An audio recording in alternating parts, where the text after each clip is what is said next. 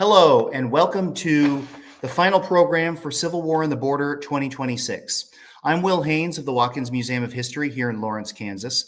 One of my favorite aspects of Civil War and the Border, which is our annual series revolving around the anniversary of the Lawrence Massacre or Quantrill's Raid on Lawrence, is the opportunity to speak with distinguished historians. This year's author talks, I definitely don't want to be remiss. I want to make sure that I acknowledge our sponsor this year. This year's author talks are sponsored by the John Nalbandian Gift Fund. So we offer a big thanks to John. Thank you for your support. Today I'm joined by Andre Fleche, who is a historian of the Americas at Vermont State University. He specializes in the history of the United States and Latin America, including the Civil War, Reconstruction, and the Age of Revolution in the Atlantic world. The inspiration for today's conversation was a book that I found very useful in my own historical studies in graduate school, The Revolution of 1861, the United States, the American Civil War, in the Age of Nationalist Conflict. And this book received the Southern Historical Association's James A. Raleigh Award in 2013. So it was a pleasure for me to revisit this book for this program. So Andre, thank you for joining us today. Thank you so much for that introduction, Will. I'm looking forward to our chat tonight. So am I. Well, let's get right into it. So for Americans, our Civil War is sort of assumed to be, the quintessential American conflict, since it was fought between factions here in America. But your book opens up a wider context. And early in the book, you explain that Americans in the mid-19th century believed they lived in an age of revolution. And they believed that monarchy was a system that was on the outs, that it was a tottering, outmoded system of government, especially in the Atlantic world, and that they, as you phrase it, applauded every subsequent effort to overthrow the remnants of the ancient regime. So I'm curious, in addition to this being like pretty much a standout example of American exceptionalism, what was the Atlantic world at this time that the Americans were living in the 1860s? And why did Americans believe that these old systems of government were crumbling? And did Americans possibly have a chip on their shoulders about republicanism and democracy? Sure. Yeah. Great questions. I think we should start by noting that, in the last 150 plus years, we as Americans have settled on referring to the conflict between 1861 and 1865 as the Civil War. Right. But as I'm sure many of you know, that was only one of several terms that people at the time used to refer to the conflict. In the North, the War of the Rebellion was common. In the South, there were many names for what we call the Civil War, the War for Southern Independence, or the War between the states, or even the War of Northern Aggression. But when I did my research for the book, what intrigued me was that I found that many Americans on both sides referred to the war as a revolution. There are many accounts in which participants said we're living through a revolution. And so, that intrigued me to ask, well, what did they mean by that? Why did they feel that, this conflict that we term a civil war to them resembled revolution? To some, they may have meant it very much in the literal sense that, this was an attempt to overturn established government or established social relations. But people at the time were also well aware that in the 80 years that preceded the American Civil War, the people of Europe, of North America, of South America, had experienced a series of revolutionary conflicts. To your question, Will, about the Atlantic world, historians have, in the last 30 years or so, taken to calling the lands that border the Atlantic Ocean the Atlantic world. Right? So, Europe and Africa and the Americas. These historians have posited that these regions influenced each other because goods, people, ideas moved freely between those regions more so than elsewhere in the world. And so people in the Americas were very much aware of what was happening in Europe and vice versa. So if we look at the 80 or so years that preceded the Civil War, this was an era of tumult in the Atlantic world. As you all know, the American Revolution of 1776 was the first anti-imperialist revolution in modern world history. The British North American colonists in first protesting against their government and then eventually declaring independence, asserted that people had a right to representation and even more radically, a right to throw off established government and declare independence. And that was only the beginning then of a wave of revolutions that swept across this region. In 1789, the French Revolution unleashed an even more violent assault on aristocracy and monarchy.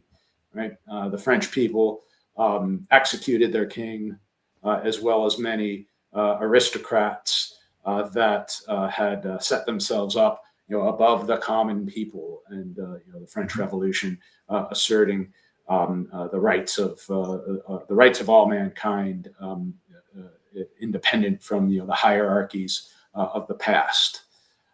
And then in the New World, right, the second country to gain independence from Europe, very different than the United States, was the nation of Haiti. In the midst of the French Revolution, free people of color and then enslaved people in the French colony of Saint-Domingue rebelled and eventually won their independence, a model that that frightened many in the United States. And then that was just the beginning of a wave of revolutions in Latin America.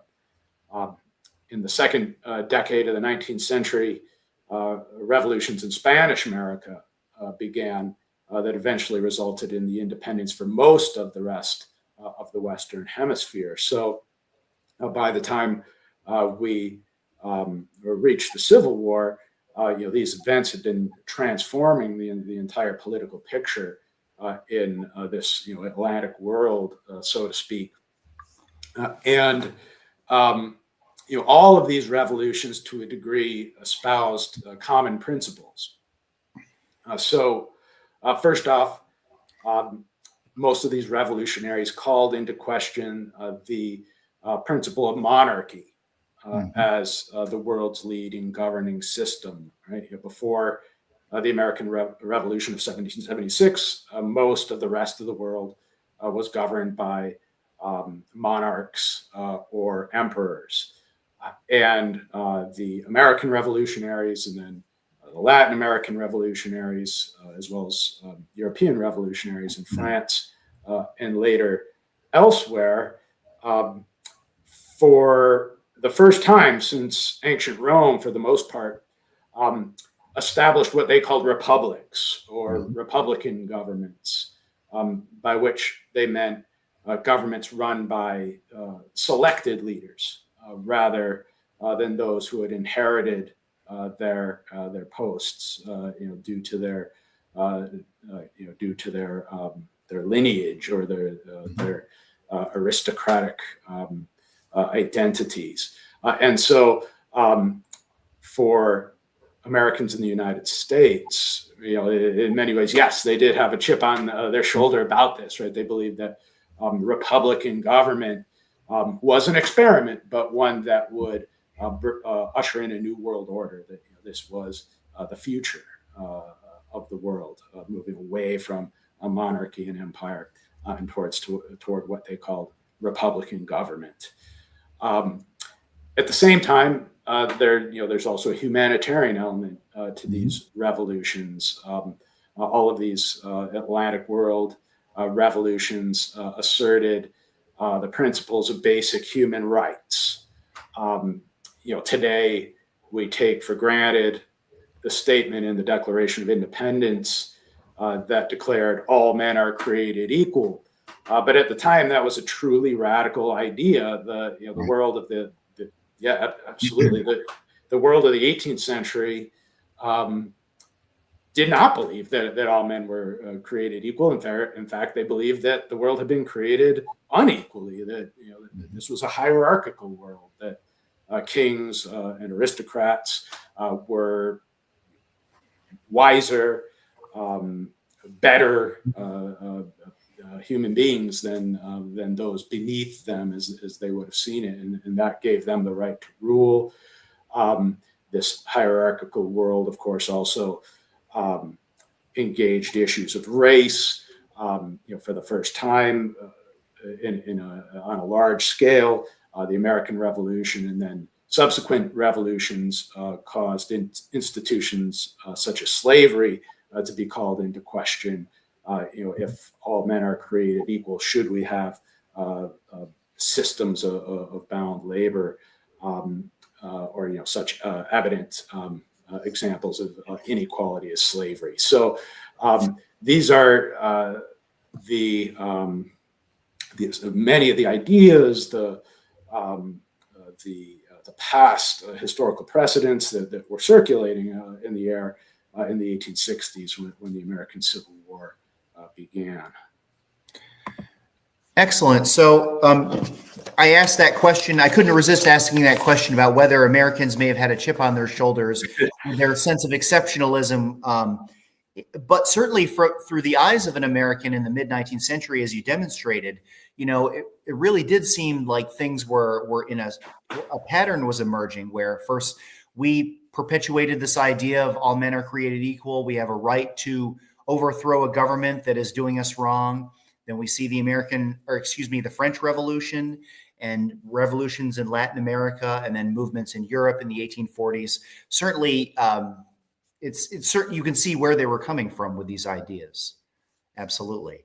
Absolutely, yeah, and certainly the French Revolution, to a degree that Americans don't maybe realize today, was very much a political question in the United States in the 1790s. Jefferson's Democratic Republican Party, in particular, Thomas Jefferson, I should say, very much in support of the French revolutionaries, until it entered its most violent phase. But they said, these people are doing just what the Americans had done, in some ways on a more grander scale. That they're overturning the old order to institute republics, and there was quite a bit of interest in the revolutions in Latin America, in the United States in the 18 teens and 20s.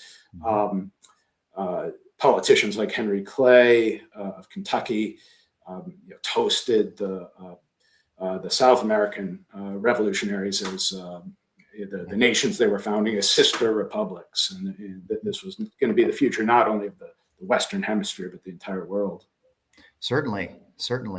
So let's get into some specifics as we get toward the mid-19th century. So your book demonstrates that 1848 was a crucial year. It was a pivotal year, both in Europe and in the United States, and really, I should say, in North America.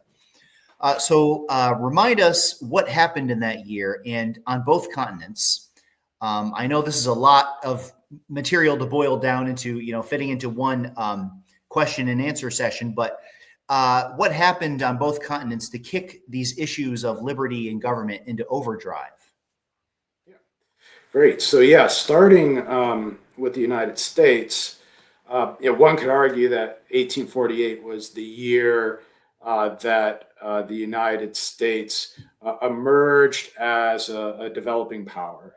We came close to rounding out the current continental map of the lower 48 in that year, because of course in 1848, the Mexican-American War came to an end with the Treaty of Guadalupe Hidalgo. And in that settlement, the United States gained, not only California, but also much of what is the current southwestern region of the United States. So New Mexico, Arizona, parts of Colorado, Utah, Nevada, and it announced the United States as a hemispheric power, increasingly a Pacific power.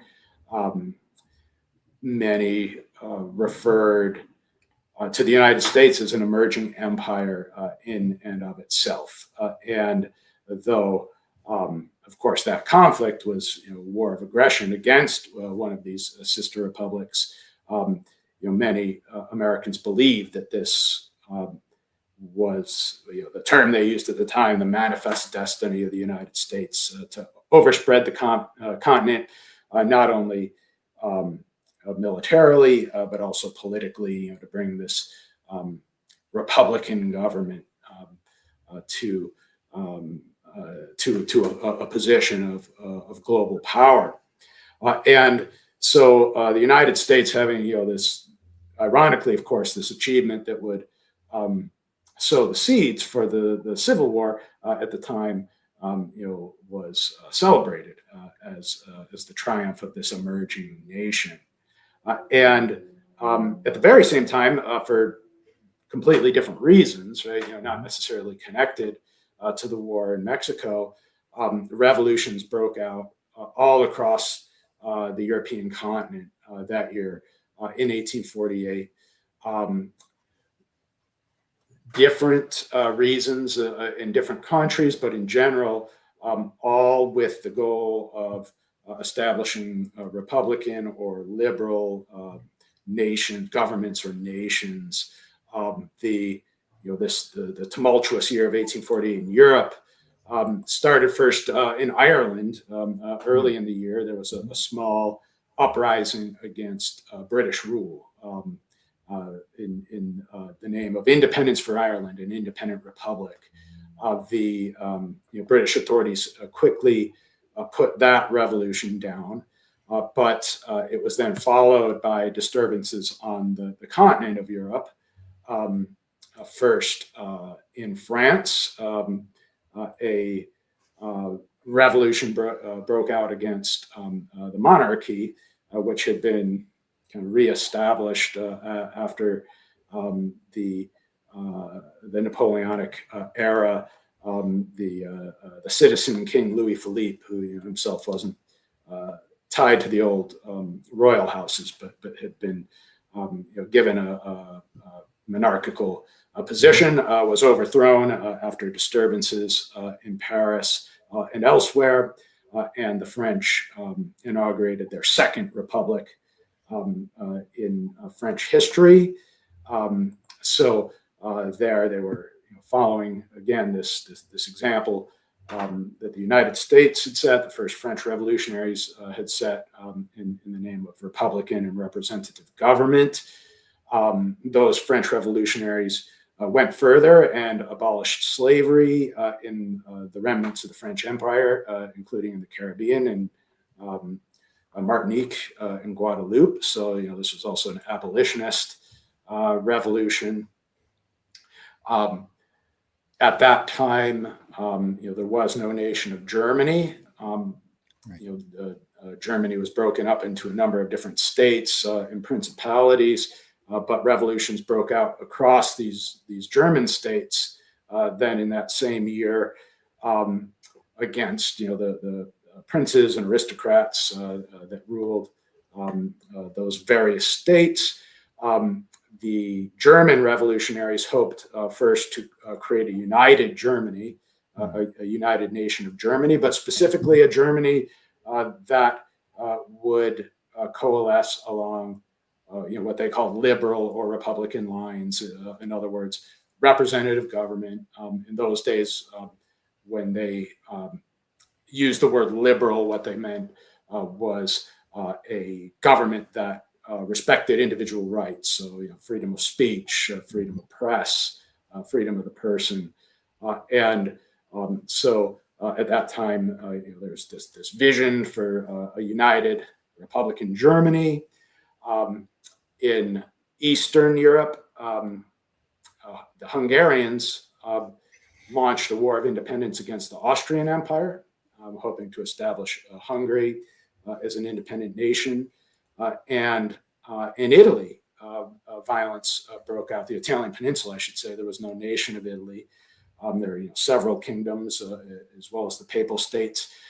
And much like the Germans, the Italians hoped to unify the Italian peninsula under one liberal government. Indeed, as the Civil War was beginning, that process did succeed in what Italians call the Risorgimento.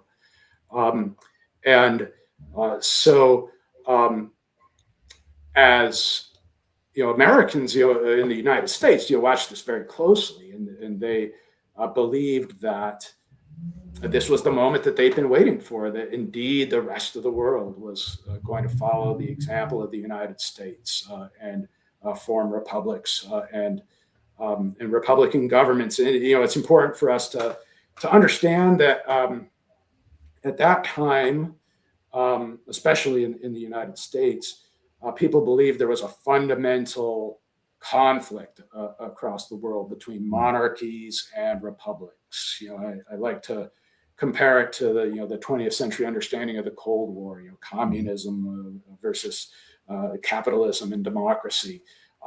The Americans believed that monarchy and empire was fundamentally incompatible with Republican government. There was a natural antagonism, and if Europe went in a Republican direction, that would take away the worries of war, great power competition, empires in the New World.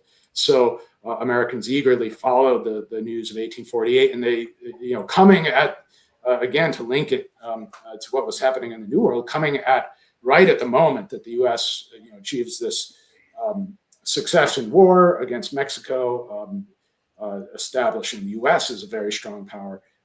Perhaps all of their European rivals then would disappear. American observers would be disappointed. Most of those revolutions of 1848 failed. They were suppressed, and the ruling powers of Europe regained their power. But the hope lived on, especially because thousands of refugees then left Europe. Revolutionaries, many of them immigrating to the United States, where they hoped to carry on the struggle. In the 1850s, many speakers, Irish, German, Hungarians, crisscrossed the United States, advocating for renewed revolution in Europe. They launched fundraising drives to perhaps once again rise up against their nations. Some of these immigrants even talked about creating a United States of the world, as they put it. As you know, the U.S. Constitution allows this nation to expand indefinitely, right? Congress can admit new territories as states, and so there were some of the more radical observers said, "Hey, we can add Europe to the United States on this Republican liberal basis." Well, that, I have to say, sounds insanely ambitious on their part, but it gives you a sense That really does today. Yeah, it really gives you an appreciation for just the ferment of ideas that were out there in that era, certainly. So going ahead to 1861, the situation in America is pretty dire. 11 southern states, eventually 11 states, secede and form a pro-slavery government, and the country descends into civil war. So what I think was little known until your book came out was the degree to which the Union and Confederate governments and their sympathizers, who are supposedly looking inward, fighting this domestic struggle, feel compelled to explain to the outside world their concepts of what a nation should be like and why they're fighting. this conflict. It's not just an American conflict. They need to send their message out to the world. And of course, some events are familiar to a lot of people, like the Trent Affair in 1861, things like that. The question about whether Britain and France would come in on the side of the Confederacy that was effectively decided by Gettysburg and Vicksburg. But what did it actually look like? So how did the United States and the Confederacy make overtures to Europe and try to gain those nations' support, especially when it came to their differing opinions on the issue of slavery? Yeah. So, first off, we should acknowledge just how critically important the role of Europe would be in this conflict. Confederates, in particular, in part, reading their revolutionary history of the American Revolution, probably quite correctly believed that Europe could help decide the conflict. Right, if European nations recognize the Confederacy as an independent nation, and or certainly if they intervene militarily in the conflict, then Confederate independence would be secured, would be guaranteed. Even if the Europeans didn't intervene militarily, just the moral support of recognition, the fact that the rest of the world was accepting the Confederacy as a nation, it would allow them to take out loans, get supplies, and ultimately perhaps military assistance. And so Union officials, of course, were just as desperate to keep Europe out of the war. They did not want to see this happen. So as the war was unfolding militarily in the United States, there's also a battle going on diplomatically abroad. And one of the first acts of the Confederate government was to send diplomats to Europe to seek support and to seek recognition, just as the United States had done in its own revolution when they sent Benjamin Franklin to France. And so the challenge, of course, was convincing Europeans that this was a nation worthy of support. And what Confederates argued was that by the mid 19th century, people had a right to self-government. Right? They had a right to independence if they wished. Right? They were prepared to show that this is what the American revolutionaries had done. This is what the Italians had done, the Hungarians had done. Those causes were actually quite popular in Britain, especially. So they made those arguments there that this was the way of the future. That supposedly aggrieved people should have the right to independence, should have the right to self-government. The Confederates compared themselves to the American revolutionaries very specifically. George Washington, of course, was Confederates adopted him as their founding father, just as the Union had as well, a Virginian, a fighter for independence. The Confederate diplomats tended to minimize the institution of slavery. They especially tried to appeal to upper class Europeans by pointing out that Europe had a hierarchical social system as well. And in that way, they were no different than society in the old world. And so this Confederate understanding of nationalism was that nations, right, were the way of the future, and that people of a region or a territory had the right to establish an independent nation. Yeah. The Union, on the other hand, of course, now the Union benefited from the fact that they already had an established diplomatic corps, so that Europe didn't need to recognize the Union. It was already established. The United States, we should say, and so Unionists tried to combat those claims.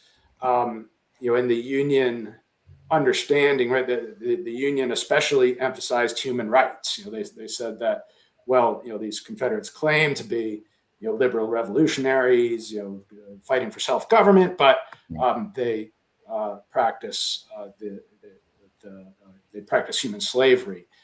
And early in the war, before the Emancipation Proclamation, that was a somewhat difficult argument for Unionists to make. But when Lincoln issued the Emancipation Proclamation, the Union diplomats really emphasized that the United States was now fighting a war to abolish slavery, and that was in keeping with the liberal sentiment of the age. And we have to keep in mind that by the Civil War, from the perspective of European power, slavery was a dying institution, right? As I mentioned, the French had abolished slavery in their empire in their Revolution of 1848. The British had abolished slavery in their empire in the 1830s by legal means. The Spanish Empire and still retained slavery in Cuba and Puerto Rico, and the Empire of Brazil was still a slaveholding nation. But there was a feeling that, especially in liberal European circles, that the tide of world history was against slavery. So the Union tried to emphasize that to keep Europe out, to argue that how could these European nations side with a slaveholding power. Yeah. Great. Well, let's jump back across the Atlantic, and as much as we can possibly hope to summarize such a vast collection of different countries like Europe, how did citizens of the major European nations, at least, regard the struggle in America? And your book talks about Marx in particular, so it'd be interesting to hear his thoughts. And tacked onto that is a question that has a lot of people have wondered about through the years. Why did no nation end up formally recognizing the Confederacy? Why was the Confederacy essentially a rogue nation on the world stage, unlike what Confederates had hoped would happen? Yeah, this is an excellent question, and there's, to be honest, that there's still tremendous debate on that issue. There's a rich historiography, if you will, a rich tradition of writing in attempt to answer that question.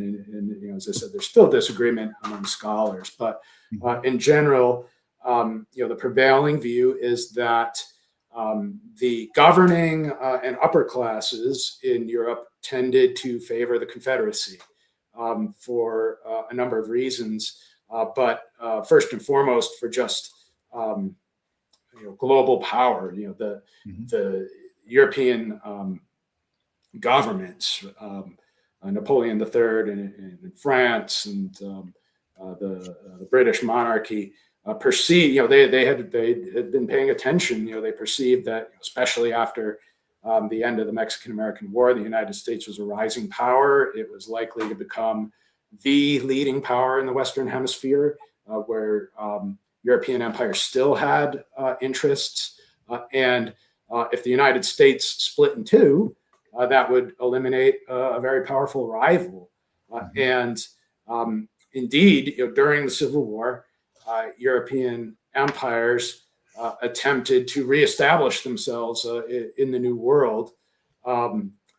The French led an invasion of Mexico and installed a puppet government led by an Austrian duke in an attempt to create a broader French empire. Napoleon III, the Emperor of France, talked about, he was one of the first to popularize the term Latin America, that the rest of the Western Hemisphere was for Latin peoples, by which he meant Catholic continental Europeans, attempting to form a link between Spanish and French culture, and so he believed that this would be a barrier to the Anglo-Saxon United States, and a Confederate victory would perhaps have helped him secure these plans in Mexico.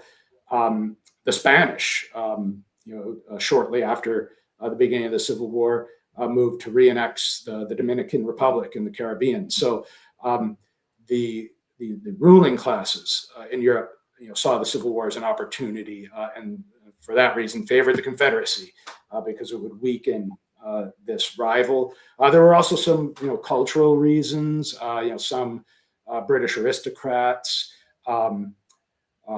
very much believed in the plantation mythos of landed gentry. They saw slave-holding white Southerners as similar to British landed aristocrats, and so in general, these the upper classes, the ruling classes, would have preferred a Confederate victory, but most scholars believe that in general the average European felt the opposite. That among average Europeans, slavery was unpopular. Many of these were workers, in the beginnings of the Industrial Revolution, facing very difficult questions, and they very much felt, solidarity for human rights and certainly enslaved workers. And so, for the average European, the Union cause was preferable, especially after the Emancipation Proclamation. Now, there is debate over that. We have to keep in mind that the war hurt a lot of European workers because when cotton was taken off the market, many textile workers in England and France lost jobs because of that. So there was sentiment to end the war, but generally the feeling is that the average European tended to favor the Union. Now, Marx and Engels, they're an interesting case because many today don't realize they covered the war. They were journalists who observed the Civil War. They covered it. They had a column in Horace Greeley's New York Tribune. So they introduced concepts of socialism to American readers. Americans knew what socialism and communism was. Marx's masterwork, Das Kapital, had not yet been published, but he was already working on these ideas. And Marx and Engels were fervent supporters of the Union. Right? They saw the Union cause as the workers' cause, the struggle against slavery that would pave the way. In some ways, of course, in Marx's theory, the industrial workers would lead the world revolution, but they saw the first step, even before you get to the uprising of the workers, you needed to end slavery and what they saw as an aristocratic landed system. So they supported the Union and introduced their ideas to Americans in the North and the South. So even during the war, many Confederates said that if the Union won, that would be a step towards socialism. That these were of the other isms that they talked about, communism and other social reform movements of the day, feminism, and so that the white Southerners saw themselves as a bulwark against those ideologies. Now, to your point, of course, Europeans did not intervene. They didn't recognize the Confederacy. The main reason is that we have to look first to the battlefield. The British the British government was friendly to the Confederacy. They actually discussed recognizing the Confederacy, and Queen Victoria had recognized the Confederates as belligerents, not necessarily as an independent nation, but as a legitimate fighting force that had the right to trade with other nations, but they were hesitant to back a losing side. Really, the British government wanted to wait and see. Is the Confederacy going to win? And They came very close to thinking about recognition until the Battle of Antietam repelled Lee's invasion of Maryland. And then, of course, the following year, the Battle of Gettysburg, a second invasion of the North was stopped. And so each time the British then shied away. They wanted to see more evidence that the Confederacy could actually win before they antagonized the United States, because the British, of course, had to worry about Canada. If they annoyed the United States enough and the U.S. turned out to be the winning side, then they'd have a very difficult time defending Canada from a hostile United States. And of course, in France, they had their ambitions in Mexico, and a second war would have been a bit much for them. But also to go back to the ideological issues that we've been talking about, there was fear among European governments of their subjects, right? Their people. If the people of Britain or France sympathized strongly with the Union, and they made moves to get involved in the war, they were afraid that maybe a revolution would break out here. And many Union diplomats really tried to push that point, right? If these European powers join, then revolutions will break out in your own countries, because the people won't tolerate a attack on the Union. Absolutely. Now, I sort of steered the conversation toward the battlefield and bringing up Gettysburg, and you mentioned Antietam, but there was also a component of this, which was the Emancipation Proclamation, right? So just briefly, could you explain how that may have steered the British and French governments in particular against siding with the Confederacy? Yeah, sure. So, early in the war, before the Emancipation Proclamation, many Europeans were confused because an outside observer, saw the Confederacy seceding because of conflict over slavery, the desire to establish a slaveholding government. But Abraham Lincoln himself said, this war is not about slavery. Right. His first inaugural, I'm not going to interfere with the institution of slavery where it exists, he said. So the Union, to a degree, lost its moral edge in that regard. But of course, as the war unfolded and more aggressive steps were taken against the institution, culminating in the Emancipation Proclamation, that moral edge was regained by the United States. That yes, indeed, this was a war not just against a group of revolutionary nationalists, but also against the institution of slavery. And as that clarified, many scholars have argued, especially among the average people of Europe, that won many to the Union side. Absolutely. So then as now, America in the 1860s was a land of immigrants, large immigrant population from places all over the world, but particularly from, Ireland and the German states and Britain and Canada. So what about those Europeans in particular that were living in the United States at the time, those immigrant populations? How did they participate in the American Civil War? Yeah, great question. Immigrants played a very large role in the Civil War. It surprises many people to learn today, but the 1850s, the 10 years before the Civil War, was the heaviest decade of immigration in U.S. history.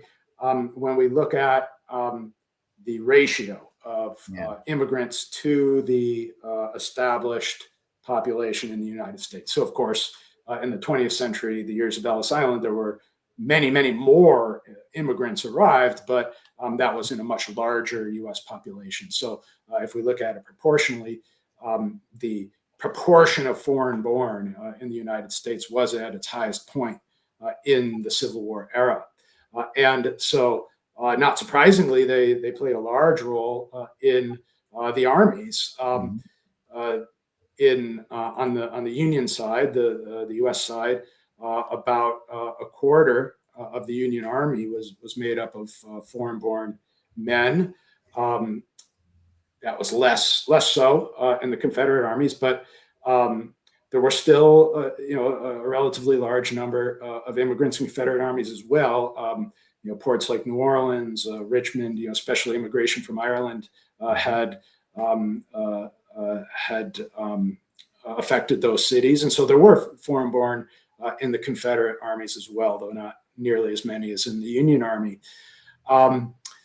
And of course, these foreign-born soldiers had, they came with ideas and convictions of their own.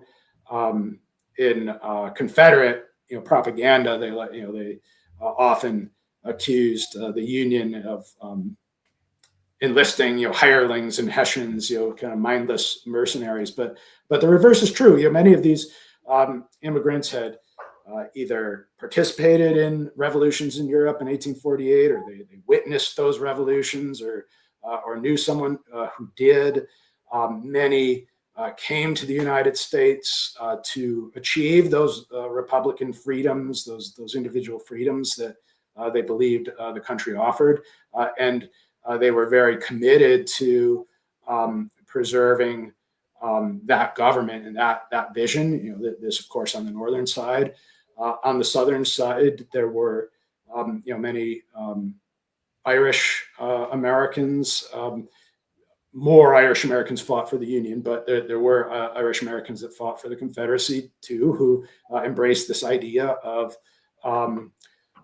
self-government, that people had the right to rebel, because they were thinking, of course, of Ireland and its unwelcome union with Britain, and so these immigrant soldiers and immigrant volunteers brought these ideas with them, and of course, I should highlight, some of the, the relatively close by stories in your part of the country, in Missouri.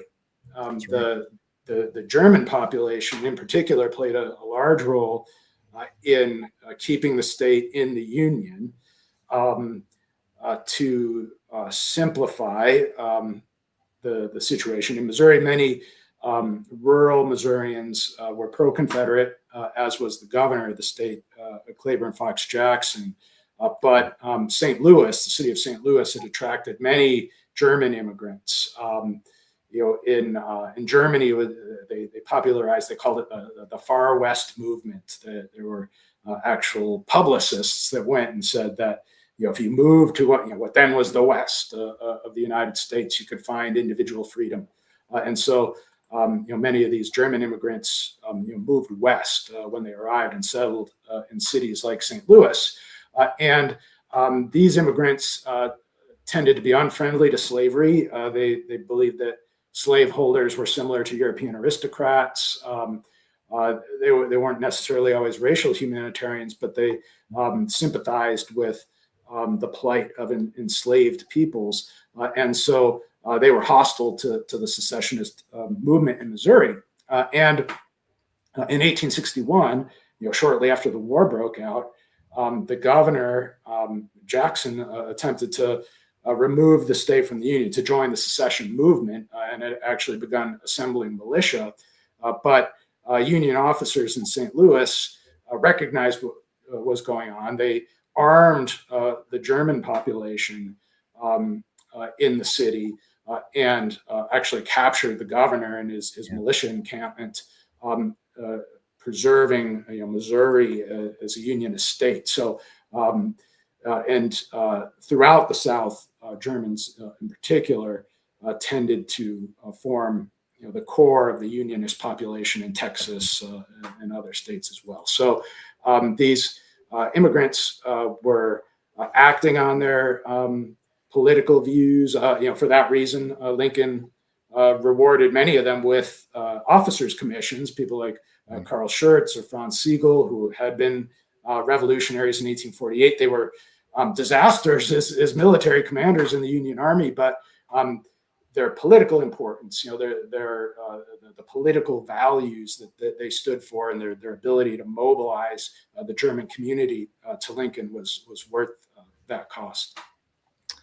Yeah. So immigrants really had like an almost limitless array of effects on the events of the American Civil War. It's fascinating.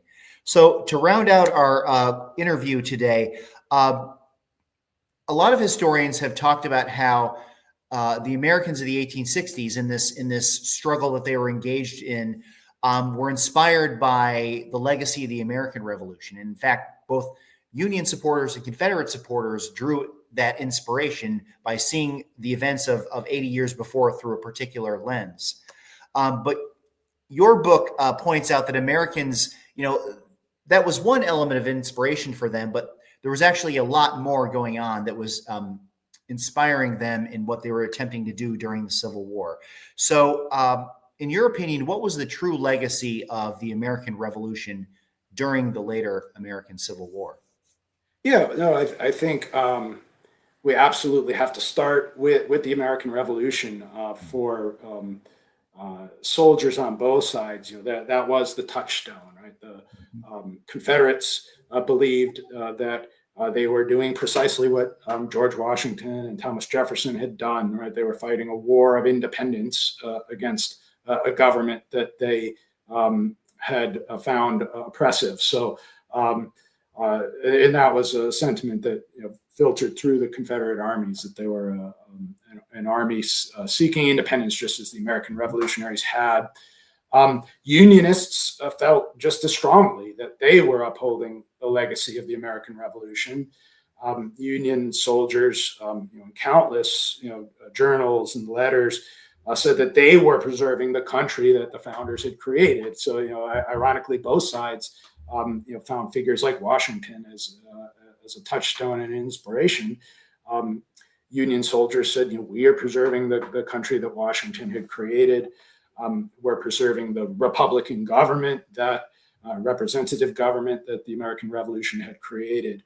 So undeniable influence, and of course, to many Americans, that's where they began. But to your point, to your question, of course, a lot had happened since then, and these wars and revolutions around the world, in 1848 in Latin America, gave observers in the United States further confirmation that yes, the American revolutionaries in 1776 had been right. The world is going in our direction, right? It's going towards representative government, Republican government, and if those movements fail, then we failed the entire legacy of the revolution. So in many ways, it's because of the success of Latin American revolutionaries, the dreams of the 1848ers, that Americans felt that the Civil War was so crucial and critical that they were willing to risk the many thousands of lives that war caused, because they believed that the American Revolution had been a success. The rest of the world was going in that direction, and if the United States itself, failed to keep that legacy, then the world would fall back into monarchy, tyranny, and oppression. Excellent. So, well, Andre, thank you so much for agreeing to meet with us and have this outstanding discussion about these topics. Thank you for having me. This was a pleasure. A pleasure as well. So, Andre, do you have any new projects in the works right now? Yeah, I do. I'm in the late stages of a book, again, on international aspects of the Civil War. So I'm attempting to weigh in on the big question: what difference did the war make in the Western Hemisphere, in North and South America? So that's a very big topic that I'm not going to answer completely. So I've narrowed it down to looking at U.S. foreign policy, Union foreign policy. How did the war influence the way the United States engaged with North and South America. And so some of the questions I'm looking at, it's similar, it's coming out of the similar research that the Union victory kind of furthered this struggle against monarchy and empire in the New World. So I follow up on what happened to the French invasion in Mexico, and the Spanish eventually do retreat from the Dominican Republic, in part because now the United States could confront them in this hemisphere. And then, of course, obviously, after the war, the United States becomes an abolitionist power in the hemisphere, trying to influence the end of slavery in Cuba and in Brazil. So, so that's where I'm headed. That is in its final stages. So hopefully in the next couple of years. That's exciting. Do you have a publisher lined up yet for it? I'm working with a North Carolina press, so presumably there, yeah. Yeah, good. Well, we'll have to look for that one. I'll definitely be on the lookout for that. And UNC Press is also the publisher for The Revolution of 1861, The American Revolution, or excuse me, The American Civil War in the Age of Nationalist Conflict. We've been speaking with author Andre Fleche this evening. So, Andre, thank you again for joining us today. Thank you. And thank you to all of you out there for participating in Civil War on the Border and this discussion. And we'll see you next time.